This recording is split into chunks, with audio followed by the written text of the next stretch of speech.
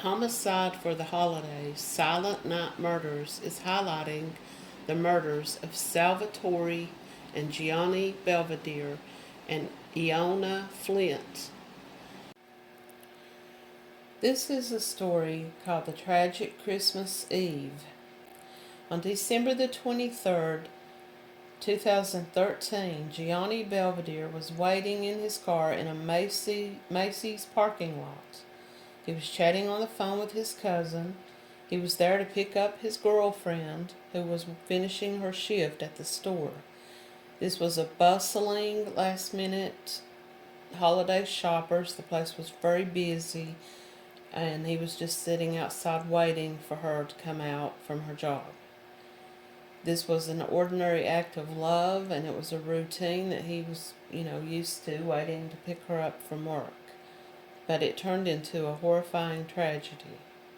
Without warning, a man approached Gianni's car. This man was Carlo Mercado.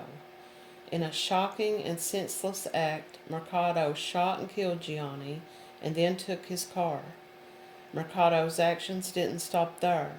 He drove the stolen car to his house, even stopping to fill it with gas before returning to Macy's for his broken motorcycle. But he, instead of just trying to get a ride to go, get home or whatever, he kills the man and carjacks his car. At Macy's, a grim discovery awaited IIona Flint, who was the girlfriend. On December 23rd, 2013, Gianni, age 24, was waiting to pick up his 22-year-old girlfriend, Flint, at the Westfield Mission Valley Mall in San Diego, California, where she worked at Macy's. Flint waited and called his phone several times, expecting him to come to the front of the mall to escort her back to the car, but he didn't show up. That's when she called his younger brother, Salvatore. So she called Salvatore, and he comes to find out what's going on. They walk around the parking lot, and they're looking, but they don't see they don't see Gianni anywhere. So at around 1:15 a.m., Flint called 911. She tells them that she and Salvatore had both been shot in the parking lot of this shopping mall. So what happened was they go out and they're looking for Gianni's car, and they're walking around expecting him to be there to pick her up, as he often did. And they spot the car, and they go over to the car, but it isn't Gianni inside the car. It's a man named Carlos Mercado. Now, when emergency responders arrived on the scene, they found Flint dead. She was sitting inside of a vehicle with a gunshot wound to the head. Salvatore was shot in the head and the torso. He was in critical condition, and paramedics transported him to the local hospital, but he died 3 days later. Gianni Belvedere was found dead weeks later. On the morning of January 17, 2014, a passerby called 911 to report a dark green Toyota Camry at a shopping mall in Riverside with a foul odor. When police arrived on the scene, they found the decomposing body of a man in the trunk of the car. The following day, relatives identified the body as Gianni. An autopsy revealed that he had also been shot in the head. Ballistics and DNA evidence linked Carlo Mercado to the Christmas Eve murders. In June 2014, an agent at a checkpoint found a weapons case, 2 handguns, 2 homemade silencers, and an assault rifle in Mercado's vehicle. He was arrested, and ballistic evidence showed that one of the guns was used in the execution-style killing of Salvatore, Gianni, and Flint. His DNA was also found on an air freshener can that was in the trunk of Gianni's car. Investigators at first believed that this was a love triangle that turned deadly, until Mercado was linked to the murders.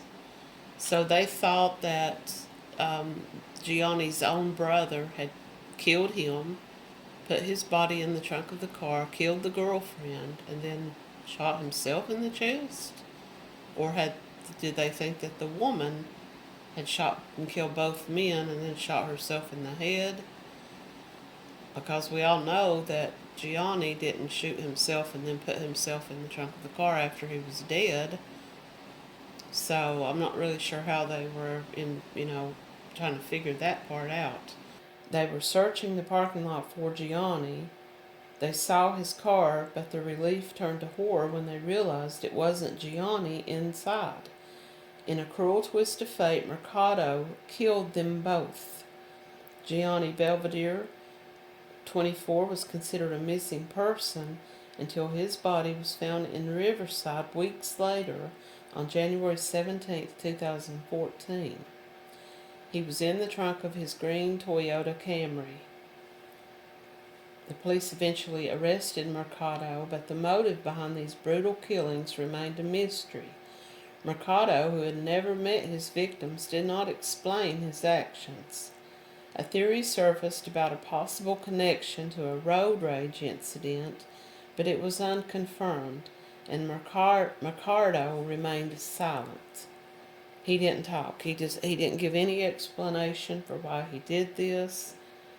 The authorities ultimately labeled this horrifying series of events a random act of violence. Well, no. I think they got that wrong, because a random act of violence is something that you do one time, something that somebody does randomly for some reason, one time. But this man killed this man, hijacked his car, put the body in the trunk of the car, drove, went and got guys, came back, was confronted by the brother and the girlfriend, and then killed them. So that was 3 acts of violence, 3 not random, not at all random. And this scarred these families Christmas Eve forever. An investigation revealed that Mercado did not know any of the victims, and prosecutors believe that this was the result of an act of road rage, but once again, it wasn't road rage. It was later revealed that he was just looking for some way to get a car after his motorcycle broke down, because people were asking the question, if he didn't know them, was this just a random act of, he just killed 3 people, what was his motive? Well, his motive was nothing more than he got caught. The first man he killed because he wanted his car, and he was probably refusing to give it up. So he shoots him. He had silencer on the gun. So as for his sentencing, Carlo Mercado, age 31, pleaded guilty Thursday. Now this was written in 2017. To the 2013 slayings of Salvatore, Gianni Belvedere, and IIona Flint. Carlo Mercado changed his plea to guilty in the slayings of the 2 brothers and the young woman in a Macy's parking lot on Christmas Eve 2013. He pleaded guilty to the slayings of the 3 in a mysterious case that engrossed San Diego for more than 3 years. With his change of plea, Carlo Mercado admitted to personally using a firearm to kill the 2 brothers and the young woman. The deputies say that the brother and the girlfriend had nothing whatsoever to do when they first, at first this looked like it could have been an act of jealousy between one of the 2 brothers. Maybe the girlfriend was seeing the brother and they got caught, but that's what they first thought. But then they later said no, they were just literally walking around in the parking lot looking for Gianni. And it just so happened that this man returned in his car about the same time that they were out there looking for the car. And he just killed them out of self-preservation. He knew if he allowed them to take the car, they were going to find the body in the trunk of the car. So he returns in the car, probably with the intention of just coming back to get his motorcycle, and then he's confronted by these two. He was probably planning on just leaving the car in the parking lot for it to be found later and Gianni's body to be found. But when he killed these other two, he flees in the car. As mentioned before, San Diego County District Attorney Brian Erickson said the killings were nothing more than a random act of violence likely sparked by road rage or carjacking. I hate that they use that word, random act of violence. Like I said, if he had simply shot Gianni and then left the car sitting someplace, that would have been a random act of violence. These were 3 acts of violence against 3 separate people at different times. And at least 1 or 2 hours had passed between the time that he killed Gianni and when he went back to kill the other 2, which he didn't go back to kill them, but did kill them. So that wasn't random. He chose to shoot these other 2 people. And so I hate that they even use that word. Erickson said the timeline of the killings unfolded like this. On December the 23rd, 2013, Ricardo was riding his motorcycle near the West Valley Mission Mall when his motorcycle broke down. At this point, he was very upset.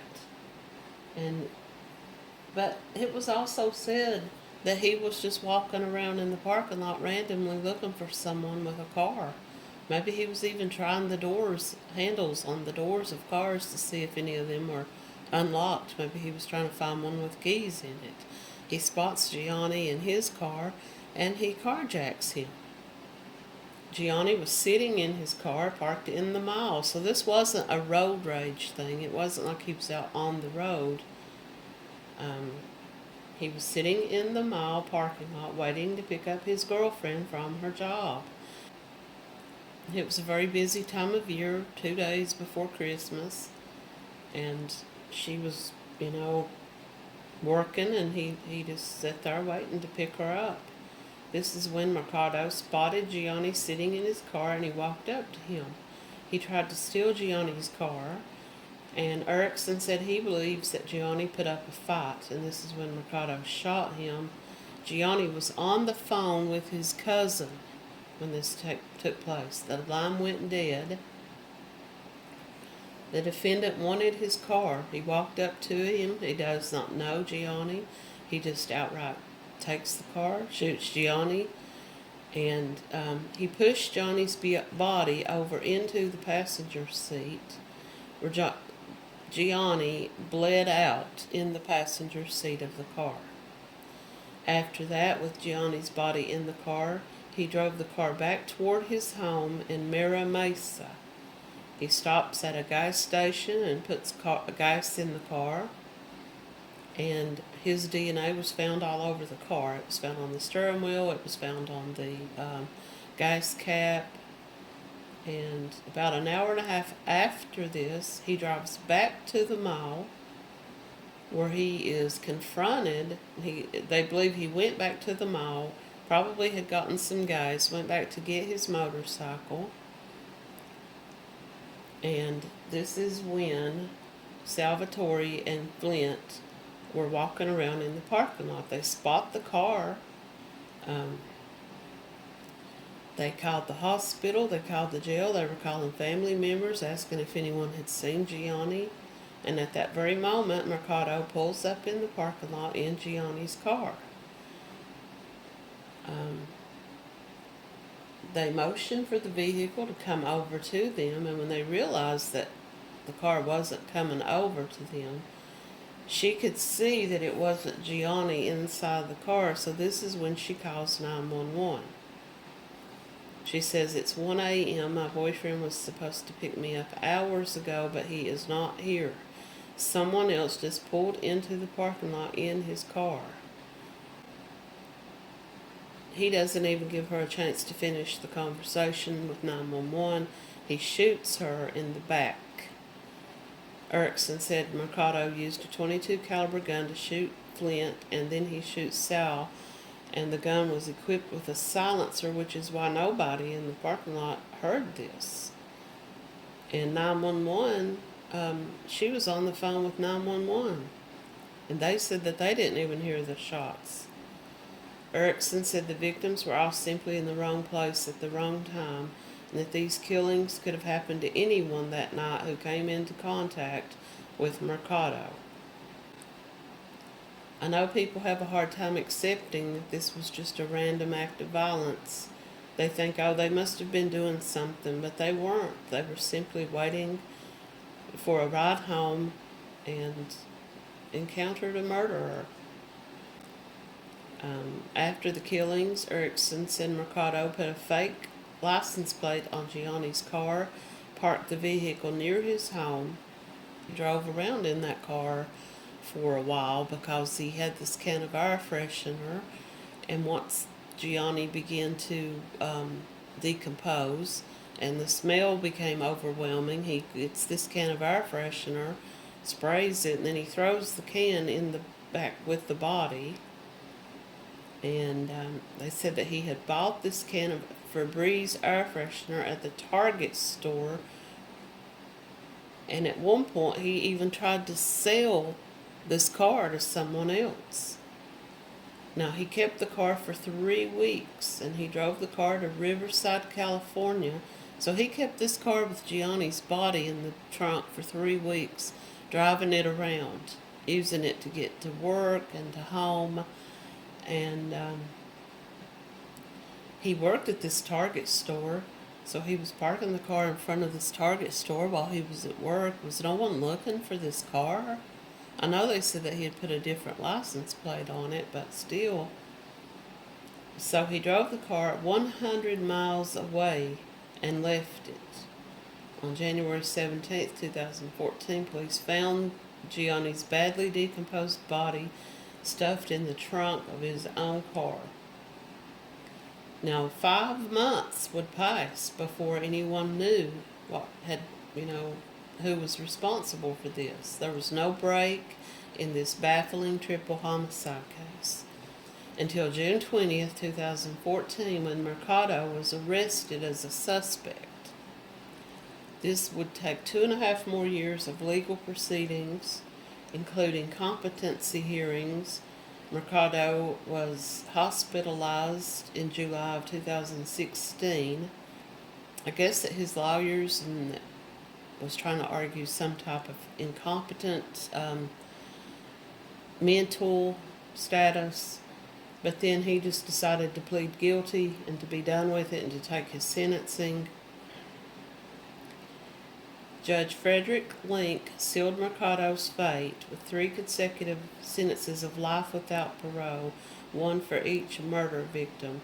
He told Mercado, "You will never get out of prison." Mercado stared blankly at the judge as he handed down the sentence, showing no emotion. He gave up his right to an appeal. He did not apologize or even look at the victim's family. When given an opportunity to address the families, he said no, he had nothing to say to them. Now, their sister, Antoinette Belvedere, read a letter in court on behalf of their mother that said their lives had been forever changed. The unbearable pain is here to stay for all of these difficult and heartbreaking years. May God continue to grant us peace and courage and strength to endure this, she said. So that was the story. It was just a horrible thing that happened, and once again, I don't like that they use the word random. This man seemed to be a criminal in many different regards, that he carjacked this car. He was looking for a way to get home. It didn't matter. He didn't think to use the phone to call someone to come and get him. And he had these guns on him at the time that this happened, so how does anybody know that his plan wasn't the entire time to steal a car? Thanks for watching.